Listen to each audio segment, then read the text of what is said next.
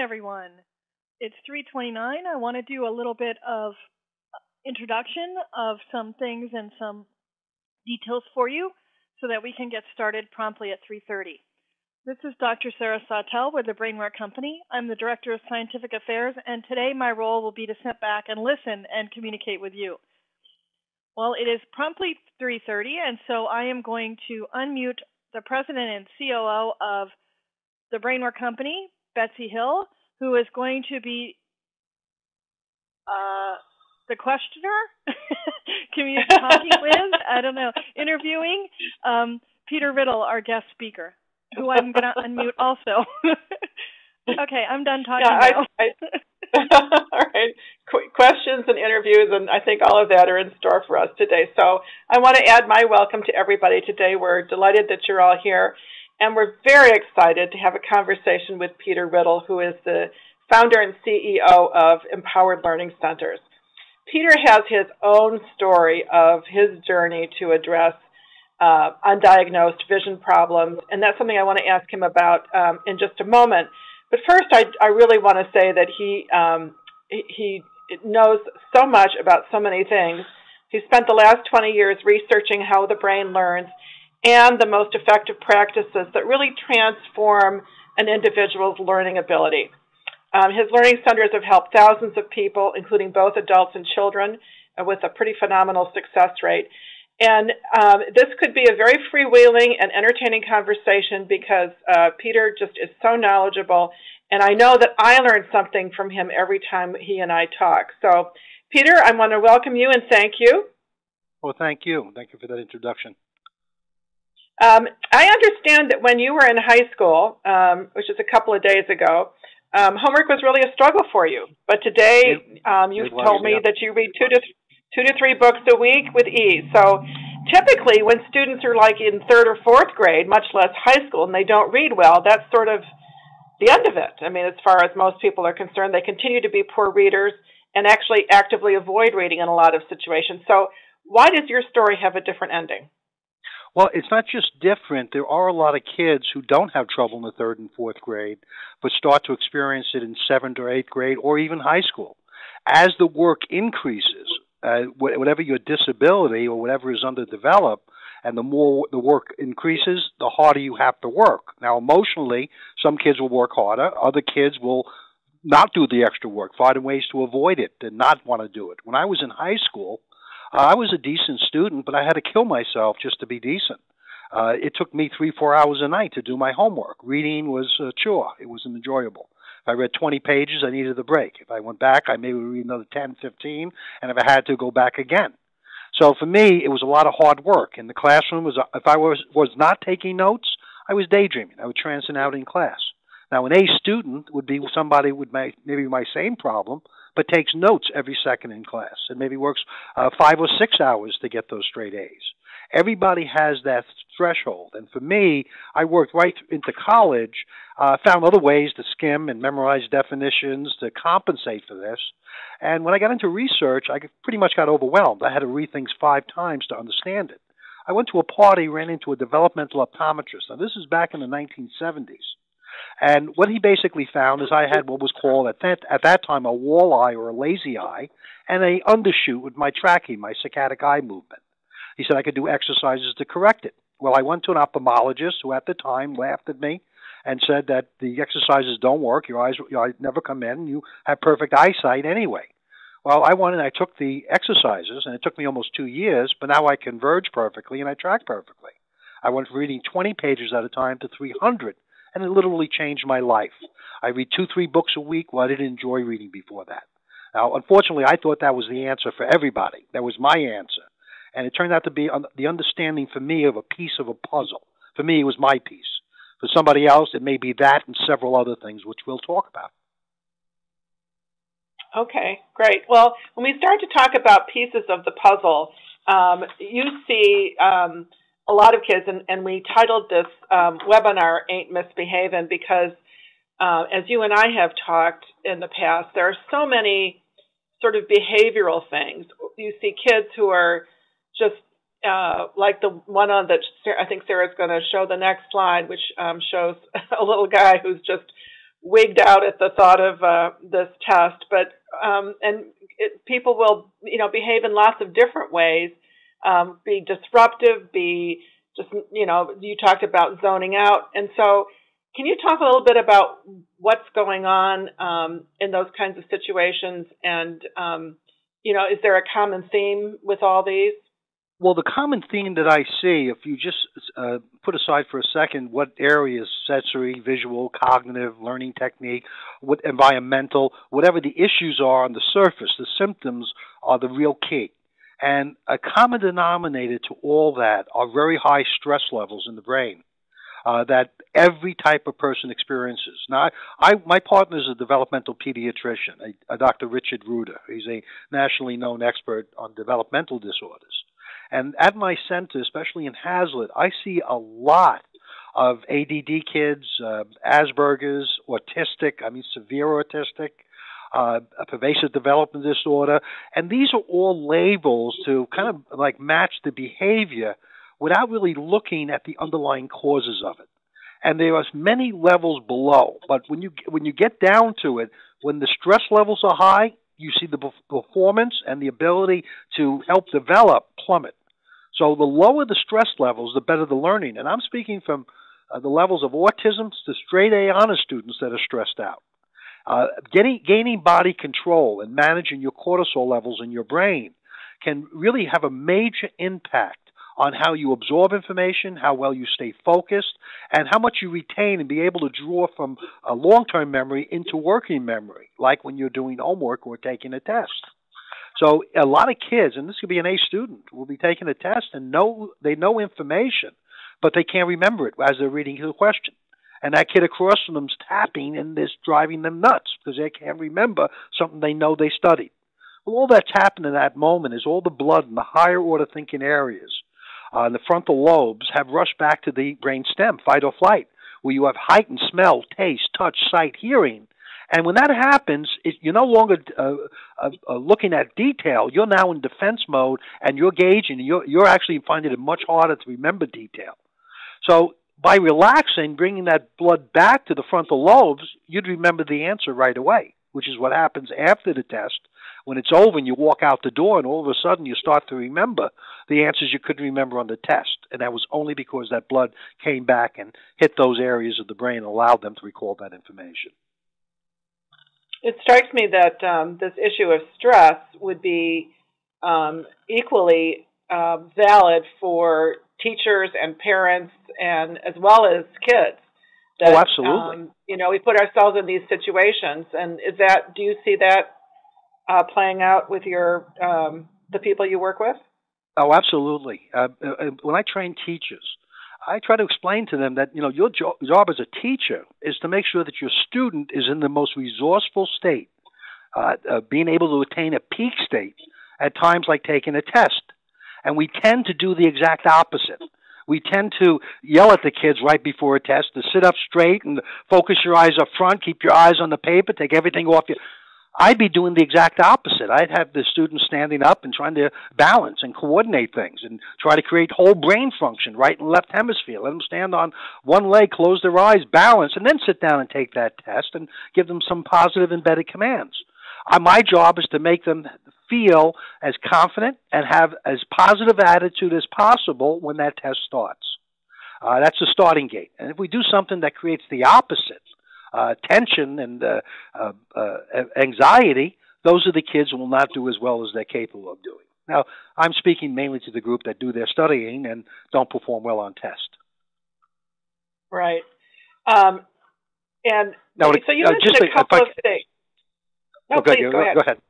Well, I was just going to comment on a parent at home and something that really I've seen tremendous change, and I've gotten immediate feedback from this. A parent, when I screen a child, the parent will be there and observe, and I'll look at them when I notice that the midline balance, spatial issues are fairly severely underdeveloped. Well, I'll ask them. I say, when they do their homework, they do a lot of moving. Oh my God, it drives me nuts. I said, I understand. That's actually them focusing. The worst possible thing you can do is tell them to sit up straight. For them to control their bodies will shoot up all their cortisol levels. They may get the work done, but it'll be with a lot of careless mistakes, and it will be on a stress level that a lot of that information won't be retained. They won't have it the next day because those areas of the brain were not actively involved in the process. So a parent letting the child sit in the chair that spins may drive them nuts, and in every situation will have the parent immediately come back. He got his homework done in half the time with less mistakes. It drove me nuts, but he got up every 2 minutes. But like I told him, as long as you get it done, do whatever you want. And that's a way, because he's being tortured 6 hours a day in school of having to sit still. You know, a parent may say to me, well, how are they going to learn to sit still in school if I don't get them to sit still at home?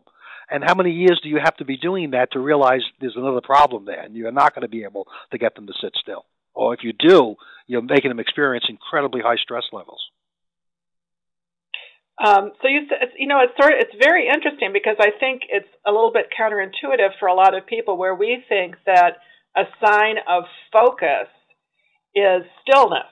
A sign of focus is, directing all of your energies into your the mental processes that are task oriented. But you're saying that that's, for some people, that's not necessarily the case. Is that what I'm hearing? Correct. The kids and adults who don't get called on it, you ever see somebody sit there and the leg go 90 miles an hour? That's the same thing as a child falling out of their desk or having to stand up or move around or touch other kids. It's really a lack of understanding of the spatial environment. As an adult, they control that movement by focusing on one area. But if someone came along and told them to keep the leg still, they would have a harder time focusing on the task they're doing. So a teacher in a classroom who has a child who is constantly moving, well, what have they done in school? They've taken away art, music, gym, and these are the things that would really help a child get through the day. I'd have that kid get up as much as possible. Have them, if there's anything to be taken down to the office or for them to perform a task, I would have them do that also. But give them as much leeway as possible as long as they don't interfere with the rest of the class, which is sometimes impossible to prevent. Right. So one of the things when you were talking about balance, it connected for me back to basically all of the different levels of processing, if you will, that you look at when you're looking at a student. Starting with sensory motor integration and moving up to visual processing, cognitive skills, learning strategies, and so on. And I'm assuming that this issue of balance is part of the whole sensory motor Correct. issue. So maybe you could talk a little bit about some of the problems that you see in kids and what it looks like to parents and teachers when they have these issues. Sure. Just a sidebar. When you look at both medicine and education, when they look at a child, it's done in a bubble, and they treat it in the bubble. So if a child gets speech therapy or if a child gets OT, it's very much isolated to those tasks for that discipline. When I look at a child, I'm looking at everything. And when I go to work with that child, it's not about chunking the information down so the child learns it. I'm coming from the opposite perspective of overwhelming the brain. The amazing thing about the brain, it will respond. And it will respond on a massive level the more you throw at it. And the more you raise your own expectations, you see that child's expectations unconsciously raised at the same time. They will follow the commands. So when you look at sensory integration, and we measure 13 perceptual abilities, sensory motor and visual processing. There's midline. That's how well the two hemispheres are integrated, right and left hemisphere. As far as learning is concerned, you want to be whole brain as much as possible. You want both your analytical and your creative working at the same time. That's where you get the best results. That's where your memory is working the best. Your retention is the best. Your focus and tracking, all those things come together when you have whole brain. Even students who have serious problems with learning, when they're really interested in something and they really like something, you see that whole brain kick in, and they learn that easily. All right, where other areas they are not. Now, what happens when you don't have whole brain? Well, one hemisphere is doing the processing because something is causing it to have to focus much harder. So an A student with a midline issue is that A student has to read things 2 or 3 times. Now, when they read it the first time, they may understand every word in the sentence and understand the meaning of the sentence, but they can't comprehend that subtext and understand what it means together. You'll see it more pronounced on word problems in math or directions. So that's A student is going to read something that second or even third time. Now, somebody else without the same constitution, without the same discipline, may only read it once, and that's the difference between an A and a B or an A and a C in a course. When you look at balance, that's the next issue below that, that's how well the two hemispheres are integrated. The better balance you have, the more efficient your brain operates. It has nothing to do with intelligence. Somebody who's an A student with poor balance will do things very slowly, all right, because they have to be more deliberate. They're more prone to making careless mistakes or even sitting still. When you have poor balance, you need movement. Now, you can be a great athlete. I have kids who come to me for athletic reasons that are great at everything with their eyes, and most of their sensory motor is fully developed, but they have poor balance, and that stops them from being an elite player, but they're still very good. So each of these areas stand on their own. When you start to have deficiencies in midline, balance, and then spatial awareness, where the body is in space and time. When a student is unable to control their bodies, I can sit in a hallway of a school and pretty much tell you every kid with either behavioral or academic problems, but just how they walk down the hall. You'll see kids who have these issues are the ones that are always hugging the walls or touching the walls, or when the line stops, they don't. Those are the kids that can't stay still in the classroom, or you have behavioral or attention issues. And they literally don't know where they are in space and time. They cannot help themselves. We'll also measure fine and gross motor skills. So what you'll see is a lot of times kids actually have decent fine motor skills, and it's weak muscle tone in their shoulders that are causing the issue. So you'll see them compensating with their middle finger instead of using their index finger to guide their pencil. And these are kids who will tire very easy when it comes to copying. And these are also kids that may have issues from board to point work if they have eye issues with refocusing. So this first page is really speaking to the mind-body connection, the sensory motor, what an OT would look at. Now, the next areas we go on are the visual processing areas. There are 5 abilities there: the saccadic eye movement, ocular pursuit, convergence, teaming and aiming, and board-to-point work. Now, these different areas, we're looking at ability, accuracy, head and body movement. A student with poor saccadic eye movement, well, that means the eyes going across a page when they read. These are students that will have a difficult time. They'll skip lines or words. They'll replace words in sentences, misread things, have to read things a second time. All right, so they would tire easy. Poor ocular pursuit. All right, tracking something across the page again. These are students that will have a difficult time paying attention in a room where there are distractions, because objects will seem to suddenly appear out of nowhere. Some child sitting there, some kid brushes their hair, they're going to look over very quickly to see what that movement was. Or a sound is made, they turn quickly. In mid-focus, they'll break focus to see what that move or sound is. They'll also invert letters and words when you read. And small objects in baseball will be difficult for them to track. Convergence, and that's something that I suffered from, the convergence, bringing the eyes in. They call it a lazy eye today. But if those eyes don't come in and be able to hold strong, you have to work much harder. It's harder to stay focused on a book or a teacher in the front of the room. When you have convergence abilities, it allows you to stay focused in an area for a greater period of time because your eyes are working together. One eye is not looking at one place and the other at the other. Board to seat work, shifting between seat work and board work. These are kids that when I test them, I'll have cards with small letters and 10 feet away cards with large letters. What you'll see is a noticeable delay when they look up and down. That is their eyes refocusing. And for kids who take 4 or 5 seconds, for them to copy anything off the blackboard is monumental. They may even get it done with mistakes, but more important, they're exhausted. So that child now, when you go into a lesson plan, is spaced out or acting out because of that task of looking up and down. I would rather give them their notes and let them have the energy for your lesson plan. And then the teaming and aiming is a very interesting one. It's where the eyes are looking at the same time. And we have a way to test for that. And when they're not looking at the same spot, they're incredibly inefficient, causing attention, focusing issues. Your eyes will deplete and drain pretty quick of its energy because your eye at one point is looking at one area, one is at another. Now, how we address this is we combine... Yeah, go ahead. I'm sorry. Well, I just was going to say, I feel exhausted just thinking of how difficult it is. And sometimes, you've talked about some of the behaviors that you might see, just somebody not being, in their chair, or somebody doing something, looking a different place, or just, slumping down in their chair because they're tired. And we just we attribute all kinds of other motivations and mental states to them. And I think that it's sort of hard for a lot of us to understand what it's like when your two eyes don't see the same thing. Because you and I have talked, I had the same thing when I was little. And it's actually different for the kids who have the sensory issues also. Like for somebody like you didn't have sensory issues, so it may be more of a fatigue type of thing where you'll trance out and lose interest. For another kid, it could be hyperactivity. They're going to be freaking out having to sit there and sit still and listening. Yeah.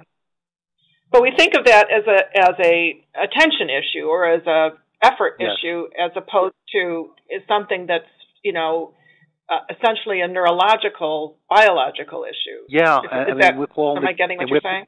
Absolutely. We're calling the kids lazy and unmotivated, and these kids are doing the best they can what they have to work with. Okay, so we've talked about a little bit about those two base levels, about the sensory motor and the visual screening. And maybe we could talk a little bit now, and I think that's where you were going to go anyway, is to how we help kids with these who have these kinds of issues. What we do is pretty out of the box. We kind of do the exact opposite of what a therapist or what a school will do. They would create a very sterile environment to help work the kids into a focused attitude and a focused ability. I'm doing the exact opposite. I'm setting up a sensory visual gym where we create chaos. We make it crowded with a lot of noises, and we combine the vision training and the occupational therapy together. It's a hybrid, and you're doing 4 or 5 things at the same time. And we're working this with autistic kids, kids who don't speak. A lot of these kids are beginning to speak in 3 and 4 months. Can you imagine someone autistic or Asperger's or pervasive development disorders with severe sensory motor and visual processing issues that no one has detected? And now these kids have to navigate the world with their autistic issues as well as underdeveloped sensory and visual abilities along with cognitive abilities in the brain. Very quickly, just to give you a visual, think of the brain when you're born as the sensory motor and the visual as the streets of a city. And those connections, how well they develop, will determine how well your city will develop. And the cognitive abilities are buildings that rise up from those connections. The better the connections in the sensory motor area and the visual area will enhance cognitive function. And we're all going to experience some cognitive issues. Some of us are born with certain abilities. Here's the great thing we know today. We can develop any of these areas. And we can do it all at once. We can overwhelm the brain, and the brain will respond. What we're doing in the schools are really the exact opposite. We're trying to help the kids by isolating an area, and you have a kid with a reading problem, and they're trying to teach him how to decode in the 4th grade and send them to a resource room. And if the problem lies in the visual areas of the brain, then that child is being tortured. They're being asked to do things over and over again that are not the problem. It's the underlying issues that are, and you correct those, and then it becomes simple. So that idea of chaos and really challenging the brain, you get that kind of response. You get that equal development. And is that related to that the little kid we were talking about earlier, or the person who sits and has to bump their leg up and down? Is that absolutely. Lots of things going on? We're training the kids to take control over their bodies. So if they're walking down, we may have them walk a beam, a 10-foot board, frontwards and backwards with their feet touching, while they stare at a chart using special red glasses that separate the operation of each eye. Now, they step off once or turn their head once, then they'll have to start over. Now, we're doing this with every child and every adult. So there'll be a lot of noise, movement in that room. If that child looks over, they start that board over. So very quickly, that student, no matter what their behavior in school or at home, we're able to get them to start to focus even for minutes.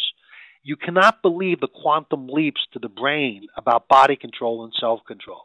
And, there's an old saying, the teacher will come when the student is ready. And these are all the things that get the student ready so the teacher can do their job. Okay. Are there any things that teachers and or parents can do in these areas, especially in the sensory or the visual areas, besides understanding that these might be issues and knowing that they could be addressed? But are there some things that will just help? I mean, you gave the example, I guess, of the parent who shouldn't try to have their kids sit still in the chair while they're doing their homework if they need to be bumping around. Right. I mean, do you have any other suggestions like that? Yeah, I mean, there's a lot parents can do. There's a lot of information that they should educate themselves on first, because just to say do this or that, not knowing what's going on with that individual child, may be a disservice. If I suspect my child has visual processing issues, where they're skipping lines or words, they're putting words in sentences, I may take them to a developmental optometrist to have a vision test done that measures the 14 muscles around the eyes. That's different than an ophthalmologist or optometrist that would address eyesight issues. If I felt that there was no body control in space and time, balance, coordination, I'd bring them to a PT, a physical therapist, or an OT, an occupational therapist, for an evaluation. I'd have the school evaluate the child for that. If there's cognitive issues, I've been working with cognitive abilities for the past 30 years. The evolution in cognitive development is outstanding. No matter what you see out there, it can help your brain. But we're now in an area of research that really is showing how you can integrate cognitive functions, kind of like what I've done with the sensory motor visual.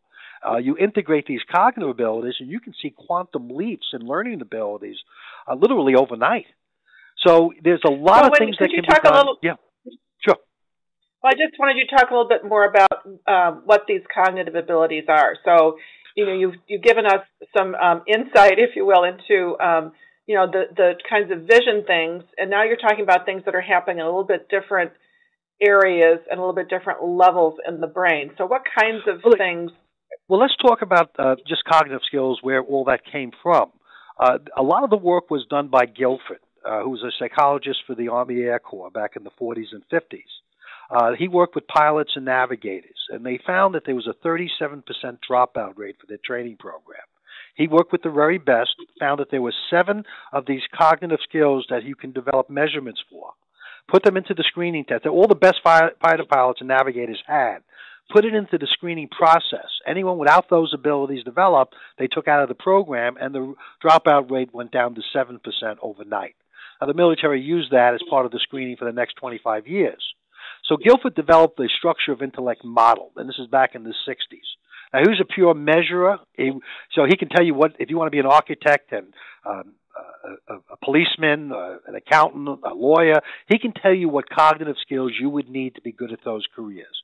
But if you wanted to be an architect and you had 11 abilities and you're only good at 3, he'd tell you to forget about it, that you would never develop those abilities. And then Mary Meeker came in and identified more of those abilities and developed what we call developmental modules that helped you get better at that skill. The problem with the Meeker's model is that if you looked at one ability, you trained in only that one ability.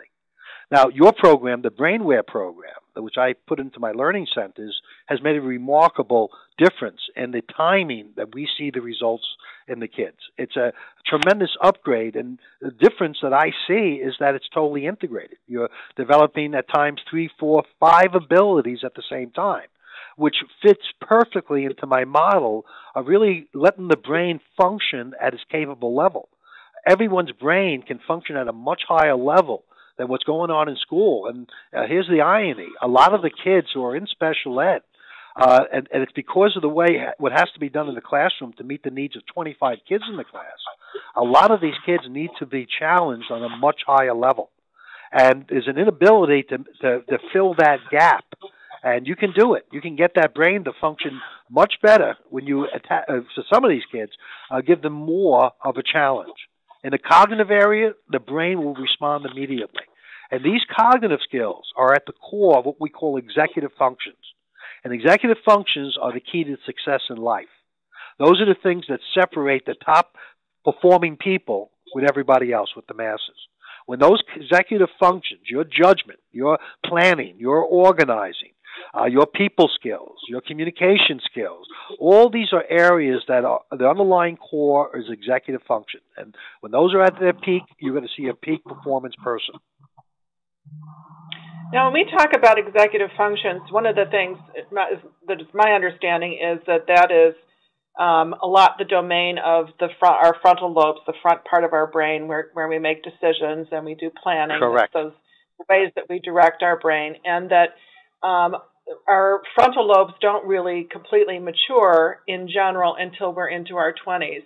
And so there are some of these things like, you talked about planning and organizing that, those things are really hard for 10 and 11-year-olds, partly because of just general maturational development, but also because these are skills, as you said, that may or may not have developed as much as they could, but could be enhanced by the right kind of training. Is that fair? Oh, absolutely. Absolutely. And, let me point out about these individual cognitive abilities. I mean, they affect patterning, sequencing of information, transformational thinking. When you have gaps there, it affects the whole learning process, the whole memory process. So those are core abilities. The more you have developed, and the more you develop them with interactively, all right, and multitasking, the more the child is able to perform certain tasks at a higher level. That's really interesting. So when students, let's say that you've done a lot of work on the sensory issues, you've done a bunch of work on the processing, and all those things seem to be working pretty well. What kinds of behaviors or signs might you see that there are issues with some of these more cognitive or executive functions? Well, I mean, we address it all at once. So we're not seeing the child in stages. We're addressing, because to me, what we want to do is fatigue the brain. Anytime you fatigue the brain, you've set a benchmark that you can continually pass and fatigue it at further points. Get more out of that child, and that's how you build endurance, because you're working on everything at once. So if you came to my program, and we break it into 3 half-hour sections, half hour in the gym, sensory visual, half hour in the cognitive, half hour in the learning strategies. If you came Monday and just did our sensory motor and visual, and then Tuesday you came back to the cognitive work, and then Wednesday you came to the learning strategies, it's not the same thing as doing everything at once. So we want to hit that child and get them to focus a half hour in each of those sections to eventually they're doing it for that entire hour and a half, attacking the brain 4 different ways. So when you speak specifically about cognitive skills, that to me is the linchpin. That's the transformational point. If you're going to see an improvement in academic performance, performance on a job, that's the area that is probably the most neglected with schools as far as looking for and identifying and then developing those underdeveloped abilities. That even with the sensory and the visual, if you're able to develop someone's cognitive abilities, the individual cognitive abilities also develop sensory and visual abilities. So you work on one area, it will affect, just like if you work on the sensory or the visual, you're working on we have exercises that work on cognitive abilities that will develop sequencing, patterning abilities, auditory processing abilities. Those are all effective areas of cognitive abilities. When you work on cognitive abilities and address auditory processing and you're addressing auditory sequencing, all of a sudden you're affecting visual and sensory motor.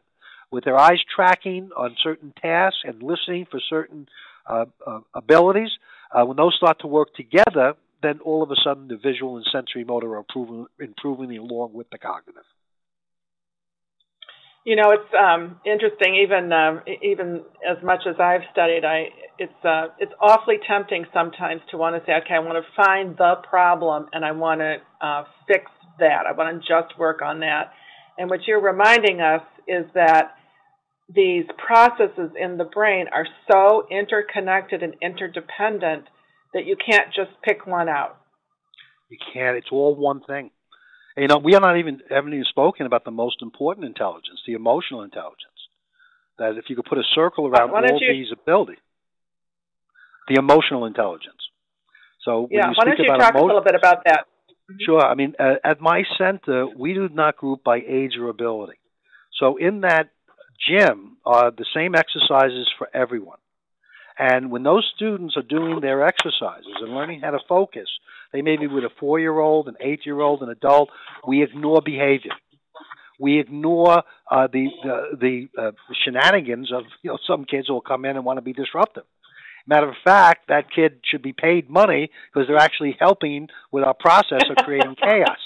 So every new kid that comes in, it's a great. We have autistic kids in there that.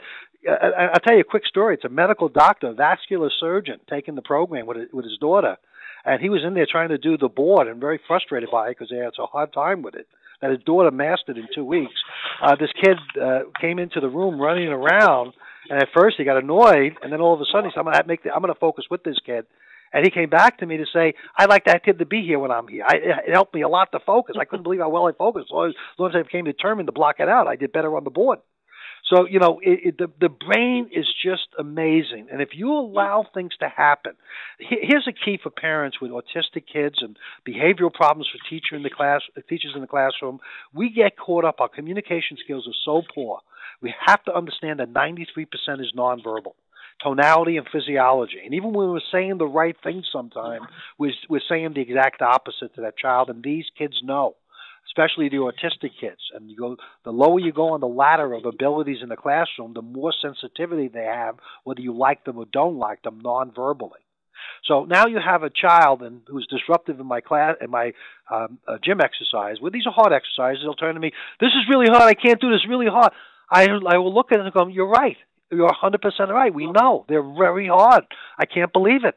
Well, yeah, it's really hard. I says, I know, but you have to do it, so please continue.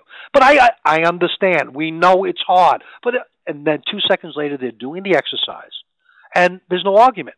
Now, why did they not argue with me? Because I agree with them. This is hard. You're right. We know, but you have to do it anyway. So when you don't fight them, but you keep telling them the positive command, or they just give up and do it because you're not attacking them. You're agreeing with them, but you have to do it.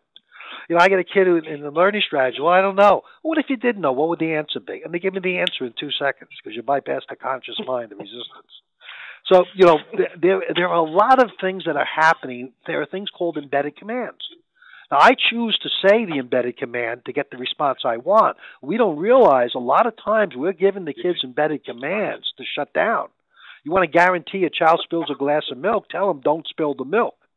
The mind only hears the command, especially with these kids. That's all they hear. And they'll unconsciously manifest that behavior. So never tell a kid what you don't want them to do. Always tell them what you want them to do.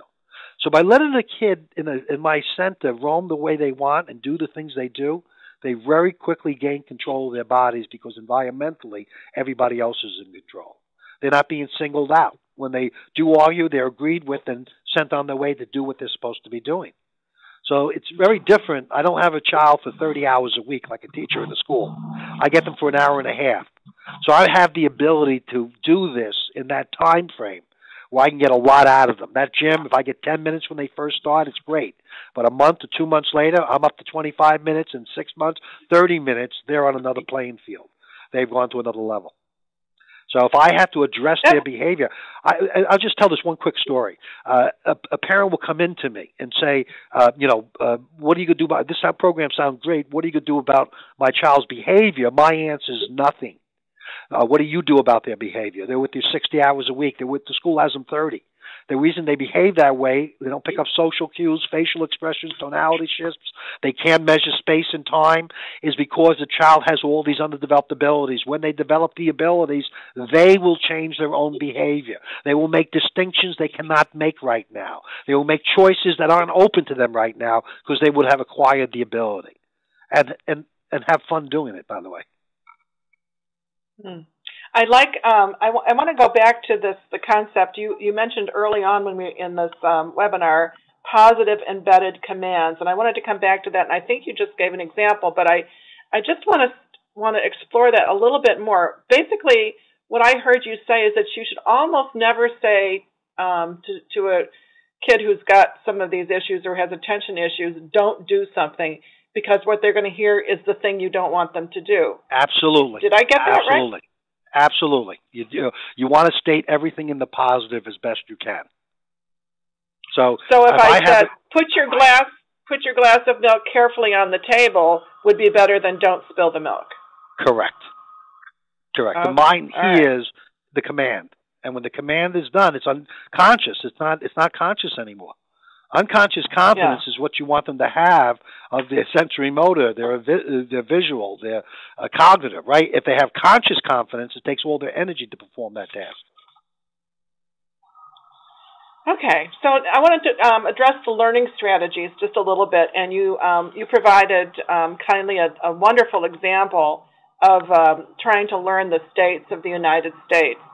And I actually remember having a jigsaw puzzle when I was little, and every state was a different color, and you had to fit them all into the outline of the United States. And that's probably one of the reasons that helped me. And it sort of came back to me as I was looking at what you did. But we have 3 or 4 slides here that sort of take us through the process, and I'll just let you explain. Sure. Do we have the eye accessing cues? We do. You want to go there first? Yeah, go there first. Sarah, that's the picture of Abraham Lincoln. Actually, that's Hank Lincoln. That's Hank Lincoln. That's Abe's little brother. No, I'm kidding. That's a joke. That's what I tell to the I ask the kids what they are, and that's what I tell them. So this is eye accessing cues. Hank Lincoln. Where you place your eyes determines what part of the brain you're accessing at any given moment. Every great learner on the planet. Now, when I train teachers, I'll tell them, go back to your classrooms and watch your best learners. Their eyes will always go up when they're learning something or they're trying to retrieve information. Watch your average kids. Their eyes will either go up when they're good at something or go down when they're poor at something. Then watch your poor learners. Their eyes will consistently stay down or go down when they can't remember something. Just by changing where the eyes are during the learning or retrieval process will greatly enhance transfer from working to long-term. When we study by rote memory, we memorize things into working memory. Will stay for 24, 48 hours. If it's not assigned meaning, the mind will discard it. The kids who cram are not assigning meaning. They're doing short-term memory, all right, into working memory. So a week later, I test those kids. If they got 100, they'll get 50 on that test the following week because the mind discarded most of the information. The natural learner will retain it permanently. So where the eyes are a big thing. And, this is pretty self-explanatory where you are. If you're looking down to your left and you're right-handed, you're speaking to yourself, your internal dialogue. You're having a conversation internally. If you're kinesthetic, tactile, you're in emotions and feelings. If you're auditory memory is looking to your left ear. If you're right-handed, looking to your right ear for constructive. Paraphrasing or lying to somebody, you look to your right ear. Then visual memory is up to your left. Visual constructive, new pictures are up to your right. So aiding the child in the process of where their eyes are, look up, see this. So I get a kid who can't spell at all. Well, if it's a 4th grader, I'm teaching them paradimethylaminobenzaldehyde, a 29-letter word, frontwards and backwards, in probably 2 or 3 minutes. And they're going to have permanent memory based on how I teach them taught them how to chunk that word. So it doesn't matter what the content is. To the brain, it's an electrical chemical response. I'm only teaching what you do naturally. When you really like something, you're interested, and you want to learn it. The key to life is being able to do that when you're not interested in something, but you have to learn it. So this ability of the brain is greatly enhanced when you know how to control where your eyes are when you're trying to process information. So if we're doing for the United States now, we will chunk the United States. The conscious mind can only process 2 to 7 chunks at any given moment. So if we go on to the picture of the United States, actually go right to the one with the color. And the next one, that's the picture. Now this is chunked out for us. So I can look at any chunk in the middle of the United States and tell you North Dakota, South Dakota, Nebraska, Kansas, Oklahoma, Texas. Or I can go to the green coast in the west, Washington, Oregon, California. Or the green chunk on the east coast, the lime green is Kentucky, West Virginia, Virginia, Tennessee, North Carolina. I can go through the United States frontwards and backwards in about 40 seconds. If I go one way, it's 20 seconds. I can rattle them all off in order, physical order. Now, the thing is, I get every kid to do this. And if they start my program, I bring them in. The first 2 the chunks I teach them are the first 2 chunks of the United States. And all that really is 11 different states. But how I do it, I'll take the first 3 and I'll draw it. I'll get them to visualize each of those areas. So as each of those areas develop, in their mind, the shapes and sizes are now assigned the next. The next is the name: Maine, New Hampshire, Vermont. And I have them see it. I take away the picture. I have them come up and draw it, label them. I erase the picture that they drew and labeled. I have them look up again. I say, what is it? Maine, New Hampshire, Vermont, backwards, Vermont, New Hampshire, Maine. Next chunk, Massachusetts, Connecticut, Rhode Island, Connecticut, Massachusetts. Together, Maine, New Hampshire, Vermont, Massachusetts, Connecticut, Rhode Island, Connecticut, Massachusetts, Vermont, New Hampshire, Maine. And then I go on to the next chunk. New York, Pennsylvania, New Jersey, New Jersey, Pennsylvania, New York, Maryland, Delaware, Maryland, and then all together, Maine, New Hampshire, Vermont, Massachusetts, Connecticut, Rhode Island, New York, New Jersey, Pennsylvania, Maryland, Delaware, and then backwards, same thing. You're the guy that that gives the legal disclaimers in those insurance commercials. I could be if you gave me a little time to learn. Because they talk really, really fast, right? Now, that's fluency. So I get kids that have a hard time talking in front of people. I get them, we take out the stopwatch, and we'll have 10 kids in that room trying to go faster than each other, spitting this out frontwards and backwards. And they do it. Mm-hmm. And you couldn't tell the A student from the special needs kids doing this. Everyone's brain's the same when you're using it the same way. And this is how the top 1% use their brain. They do something that makes it intuitive, that they never forget. So whether it's a date in history or a science fact or a poem, it doesn't matter. To the brain, it's an electrical chemical response. If you hold your body a certain way, you put your eyes a certain way, you chunk it, you see it, you do it frontwards and backwards, it can't help but to get to long-term memory. So I could sit down with a child, and this would take me maybe 45 minutes to teach them the entire United States frontwards and backwards, or Europe, or Asia, or South America. You know, if I do South America, and the kids get it done quickly because it's only 13 different countries, I have them do the population. So they'll know Colombia is 47 million, Venezuela is 27 million, Guyana is 750,000, and so on. The brain can accept anything when it's in the long-term memory. You can channel information from working to long-term. It's called transfer. Anytime you can attach something new to previously learned information, the brain will never forget that information. You have assigned meaning to it. Now, when you learn all the countries of the world, all the populations, and now you can go back into history and understand the Holy Roman Empire, where that was, what countries were there today, or the Middle East, and what countries were then and now, it changes perspective when something new is introduced to a child, when they have this intuitive learning. And this is the fact for every subject. You know, I kind of wish I gave you my mind map, which would be, you know, the next generation past the countries, presidents, bones of the body, things like that. It's that we do this to a chapter in a history book or a science book, and we chunk it, same thing, frontwards and backwards. So if and this is the mind map we did with a 7th grade chapter, 1783, Revolutionary War ends, new nation, Democratic Republic, European state would fail, needed a leader, 13 states couldn't work together, mob rule, great hope, rich natural resources, fast-growing population, large territory, fast-growing population. So it's frontwards, backwards. That information is there forever.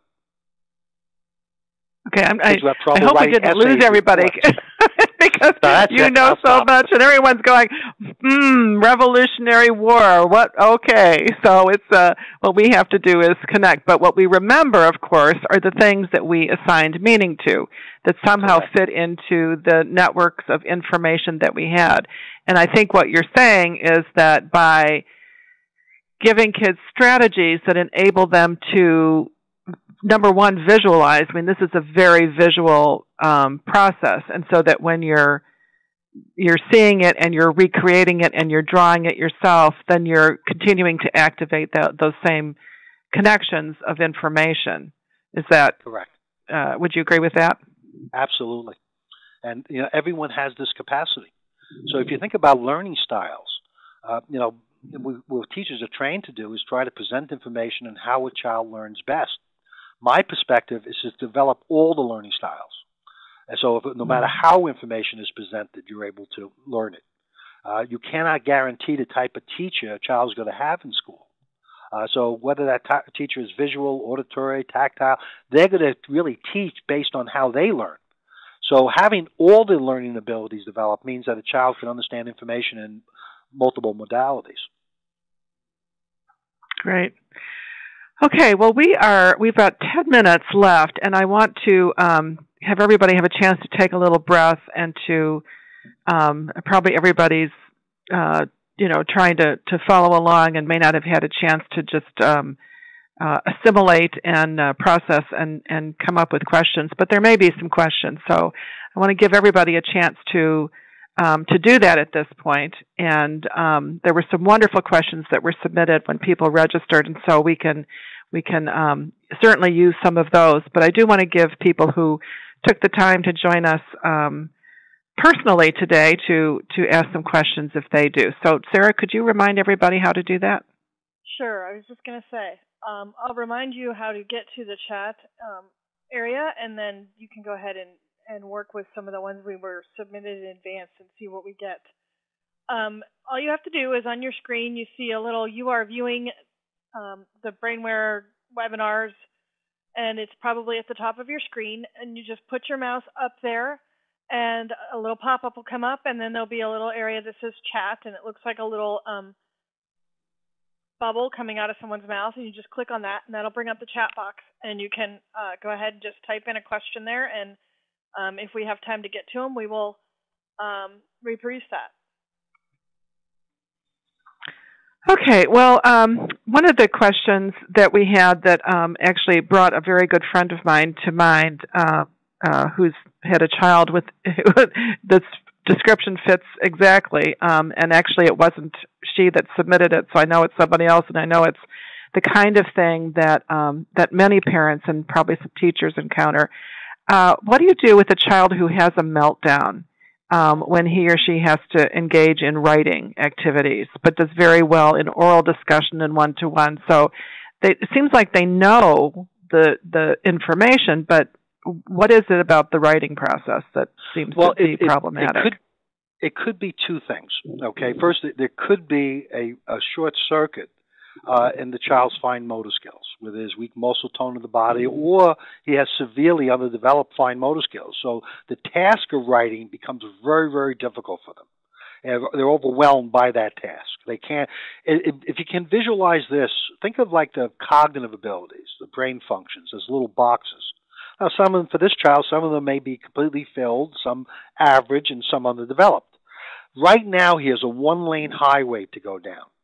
So physically, when you ask him to do something simple, maybe he can copy spelling words without giving you much trouble. When it comes to writing sentences, he just completely melts down. Well, that means, writing the words individually 3 times is not a big deal, so that car can go down that one lane. Writing sentences requiring different thinking processes as well as physical abilities requires 5 or 6 of these abilities. Well, there's a traffic jam. Well, now they've got 5 abilities stuck in a one-lane highway. An A student stays in traffic, and an hour later they finish that paragraph. A kid who just can't stand doing it goes to the service road and flies up, make a bunch of careless spelling mistakes, grammar mistakes, run-on sentences, gets it done, but not very well. And then another kid just pulls over to the side of the road, refusing to move ahead. That's the difference between their emotional intelligence. If that child is doing that behavior is never going to change until you get to the underlying issues. Once those underlying issues happen, the meltdowns disappear. The crying disappears. This is what I hear consistently with the parent. Like a lot of times the parents just even don't realize the change, that the duress has stopped. I just had a parent recently. I said, "How are things going at home?" He goes, "Oh, so much better. No more crying. I mean, he does homework and is done in half the time with less mistakes, and he isn't bothered by it at all. Sometimes it's hard to get him started, but man, that's an enormous difference than breaking down and crying every single night." Now, no one ever addressed his behavior.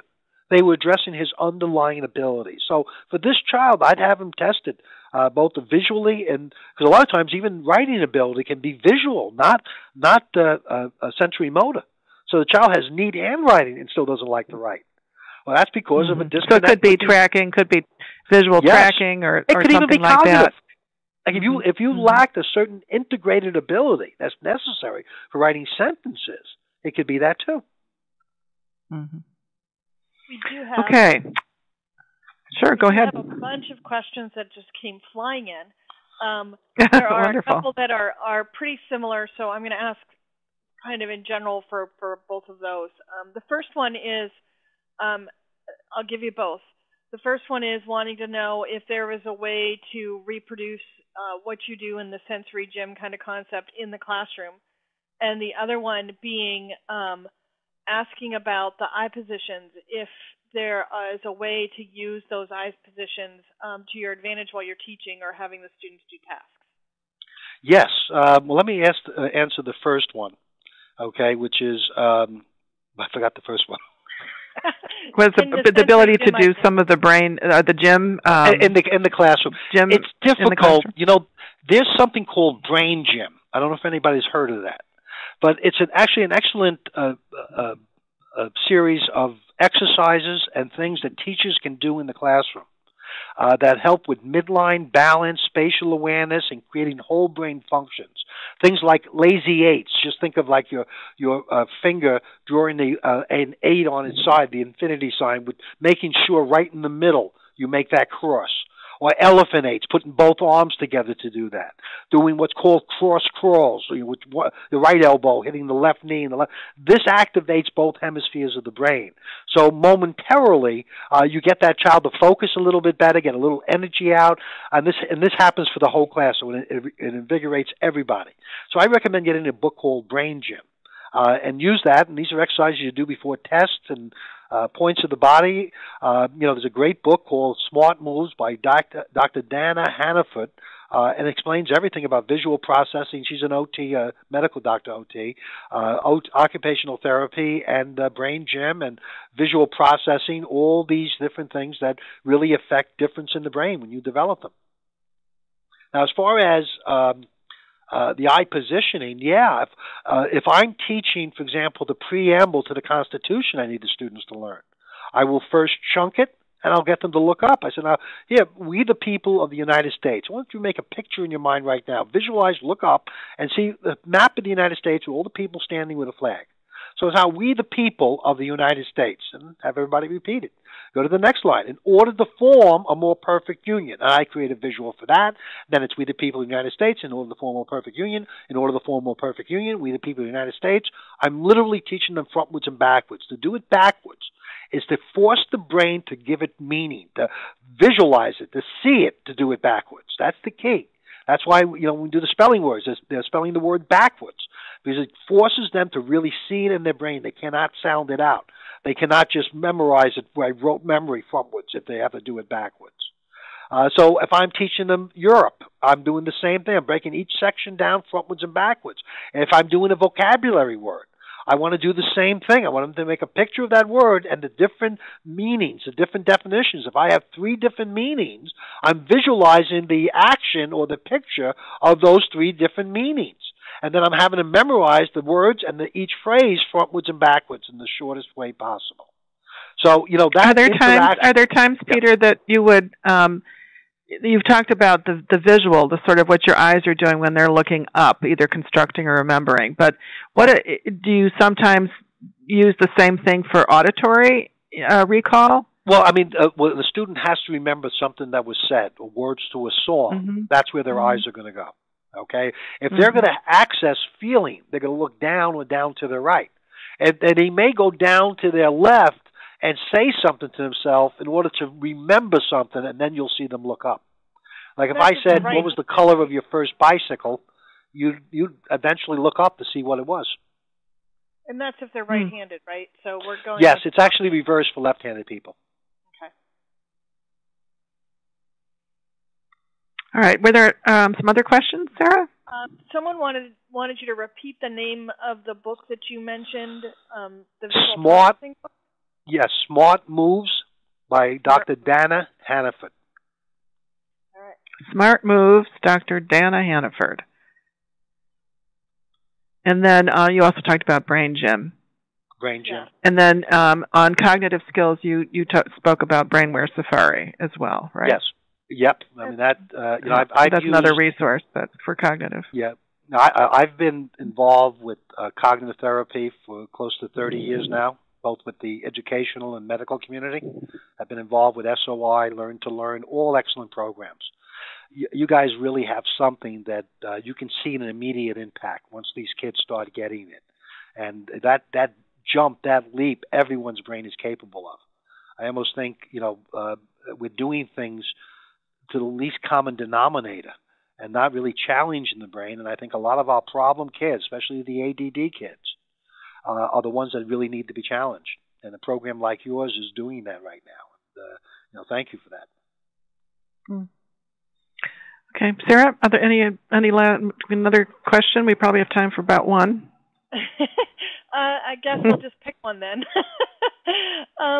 The one question is when is it the right age to start teaching them to start spelling forward and backwards? Does it confuse someone if you do it too young? No. With the age, I do it as young as 4 with kids. But in the sense of 5. So 5 years old, they're spelling, and when they walk in for a screening, the first time they're meeting me, and this is universal, unless the child is autistic or severe learning disabilities, that child is walking out of here spelling Saskatchewan frontwards and backwards, or Albuquerque frontwards and backwards. By 4th grade, it's paradimethylaminomenzaldehyde. So regardless of the age or the ability I see, if they do what I tell them to do with their brain, put their eyes in the right position, look at the chunk, do it frontwards, backwards, they can't help but learn that information. Okay, how about one more? Have you ever heard of NILD therapy? No, what is that? Well, I don't know. That was the question. So maybe the person that asked the question. If I knew what that acronym was, maybe I have. Okay. Exactly. If you're still listening and you asked that question, would you mind giving us a little more information, or maybe we'll all have to go Google it. Right. And so I do want to encourage people. We didn't get to every question.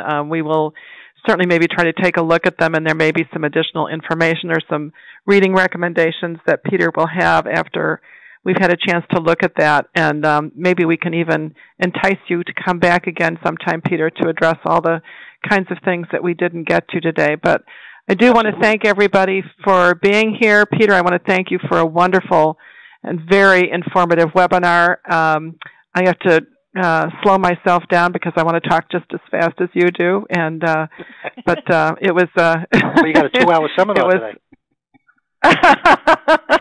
That's how we squeeze 2 hours into 1 hour. I knew there was a way to do that. So anyway, we look forward to seeing you at another neuroscience and education webinar sometime soon. We actually have a great one coming up in March, where we have some teachers who have worked on incorporating some very specific brain-compatible strategies into their classroom, including focused attention, storytelling, and some other things that they've done with great success. So you're going to hear their stories if you're able to join us in March. So thanks, everybody. I hope you have a great afternoon. And Peter, thank you again so very much for joining us today. Thank you. Bye-bye. All right. Take care. Bye-bye.